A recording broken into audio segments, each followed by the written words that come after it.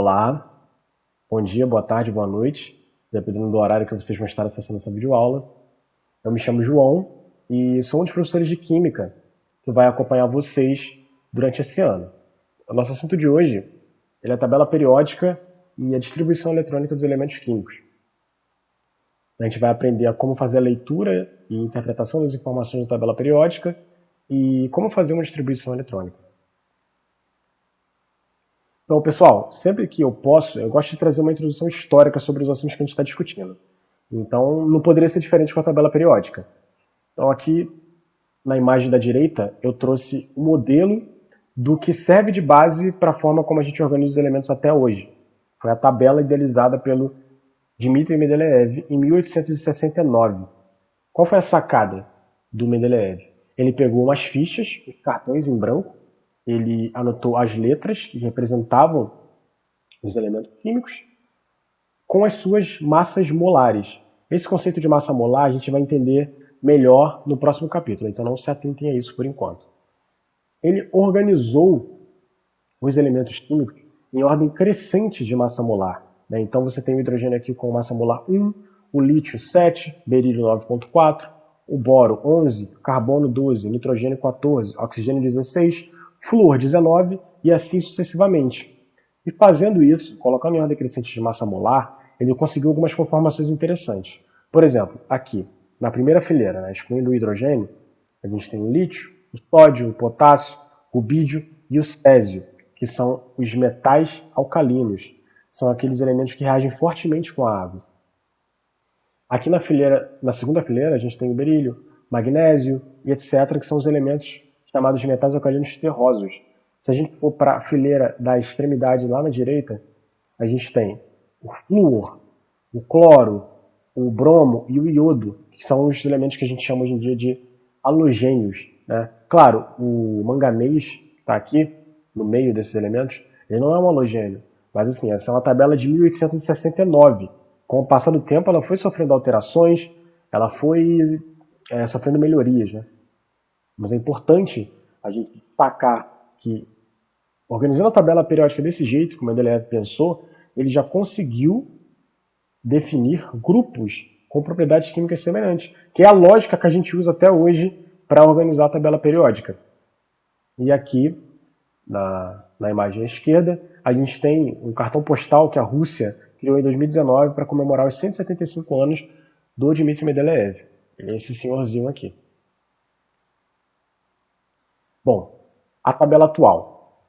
Essa aqui é a nossa tabela periódica, a tabela que a gente tem hoje, organizada com todos os elementos que a gente conhece até hoje. E a gente precisa se atentar a algumas coisas na hora de fazer a leitura. Então, por exemplo, coisas básicas. O primeiro conceito é o conceito de grupos. O que são os grupos na tabela periódica?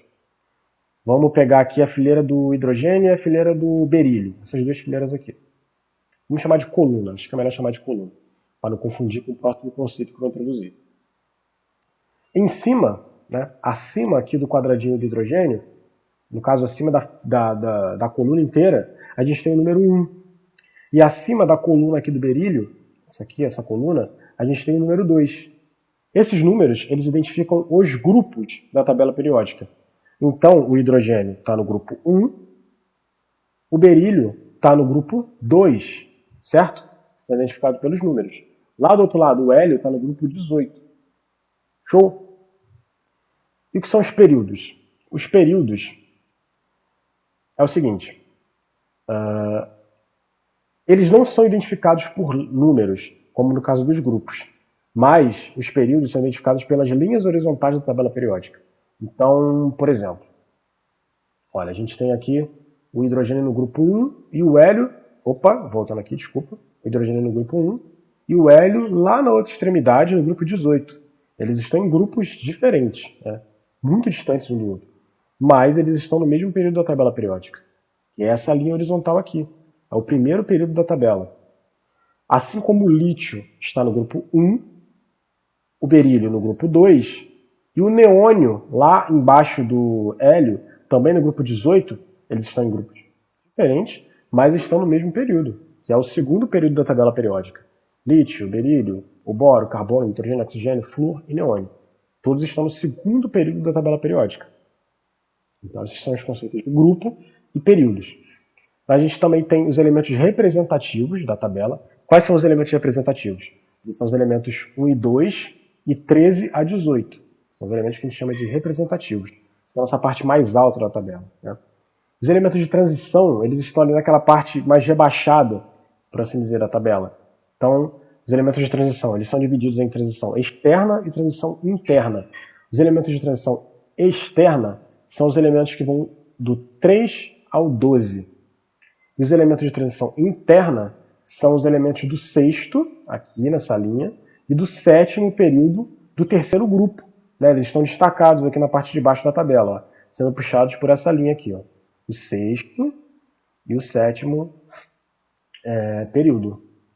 Os dois grupos, ó, desculpa, as duas fileiras são do grupo 3, né? Ali daquela terceira coluna. Bom, e aqui a gente vai interpretar as informações mais a fundo de cada quadradinho daquele com os elementos. Primeira coisa, como é que a gente identifica um elemento?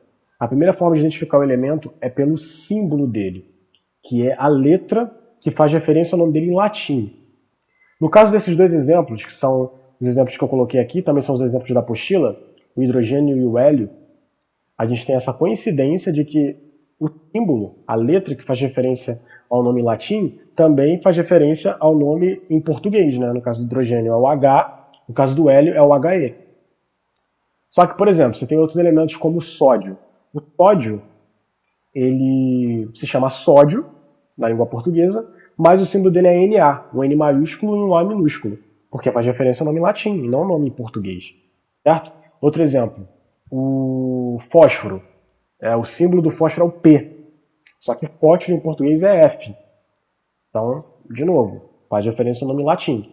Então, é sempre assim. A letra faz referência ao nome do elemento em latim, e o nome do elemento que vai estar disponível lá embaixo dessa letra vai ser o nome de acordo com a língua local. No nosso caso é o português, né? Então, sem o hidrogênio e o hélio, sódio, chumbo, enfim, fósforo, todos esses nomes. Você tem as informações numéricas aqui também, né? A gente tem essa informação aqui do hidrogênio, que é 1.008, o hélio é o 4.003. Essas informações dizem respeito à massa molar desses elementos químicos. É aquilo que eu disse para vocês que a gente vai entender, comentar, discutir sobre no próximo capítulo, no capítulo 3. Mas já para adiantar para vocês, esses números eles podem ter ou não as casas decimais. No caso do hidrogênio e do hélio, eles têm. São as massas molares.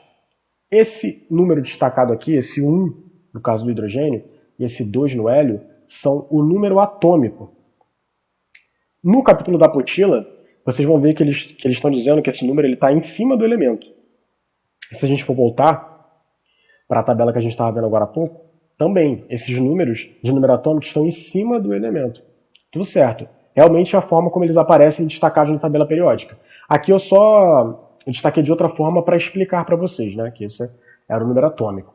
O número atômico também ele é um número que a gente vai usar para fazer a distribuição eletrônica dos elementos, que é o número de elétrons. Ele representa o número de elétrons. Certo? Então é isso. Nós temos também as semelhanças atômicas entre os átomos. Óbvio, as semelhanças atômicas deveriam ser entre os átomos. Nessa parte aqui, eu vou focar mais em falar sobre conceitos, né, propriamente, umas definições assim, bem rápidas, porque o Enem não foca muito nisso. Posso até separar umas questões depois, procurar umas questões do Enem sobre isótopos, sobre isóbaros e tudo mais, para a gente comentar nas aulas síncronas ou então em outra videoaula, se for possível. Mas aqui eu vou focar mais em dar as definições mesmo. Todos esses conceitos eles são acompanhados do prefixo iso. Por quê? Porque eles indicam que tem a mesma coisa em alguma parte da definição. Vamos ver então. A primeira definição são os isótopos. Aqui o termo iso e o termo P, que faz referência ao número de prótons. Então os isótopos eles são átomos do mesmo elemento químico, e eles possuem o mesmo número de prótons, mas têm números de massa diferentes.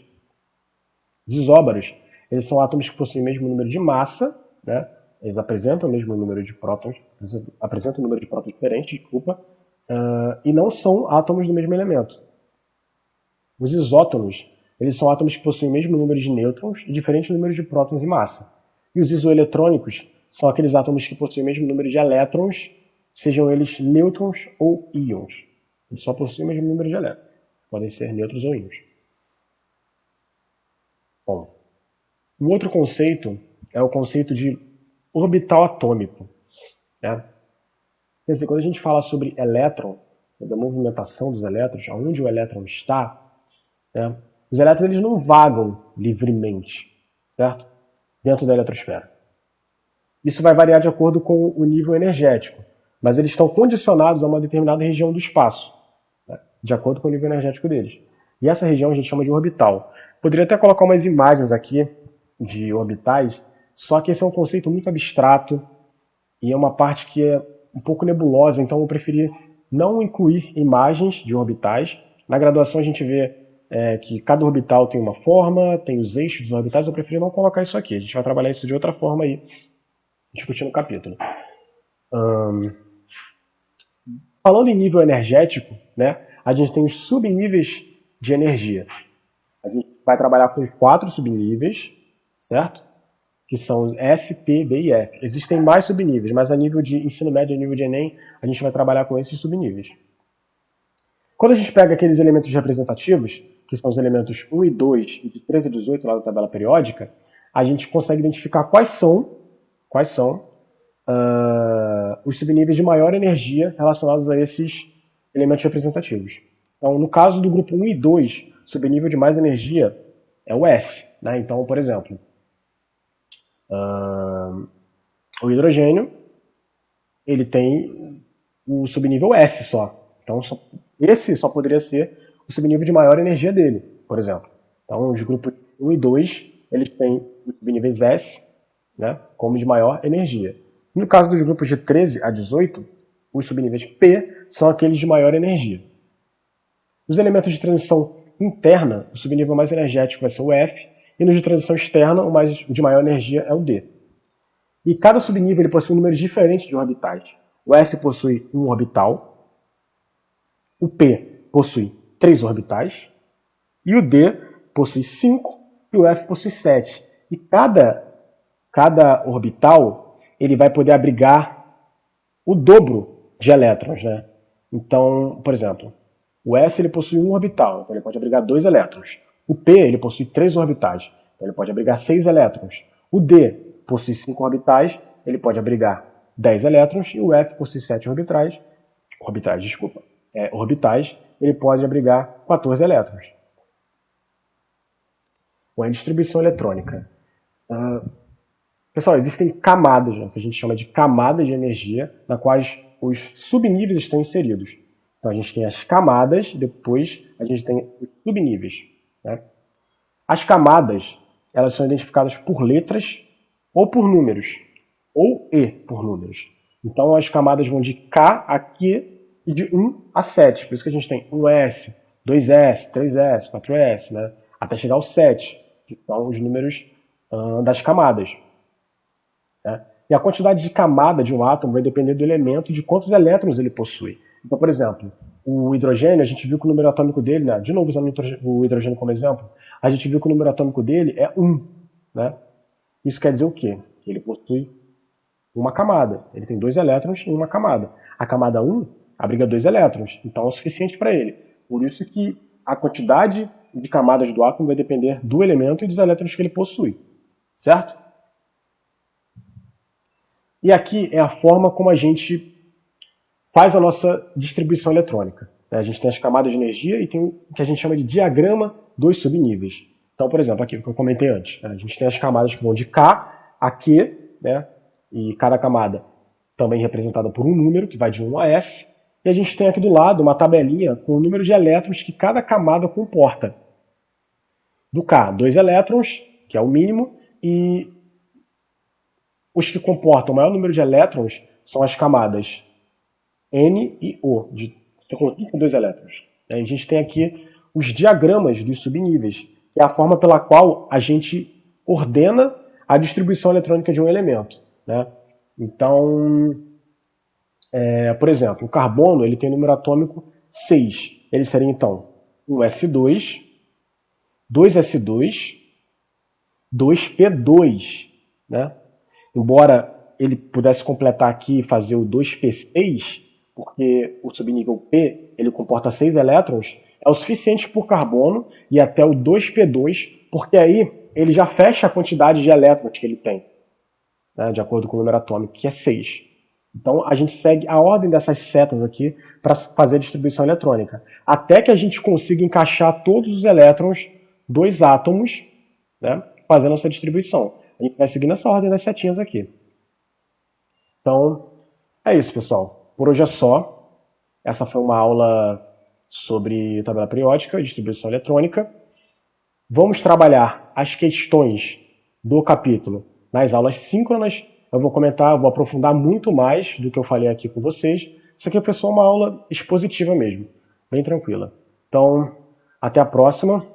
Um abraço e falou!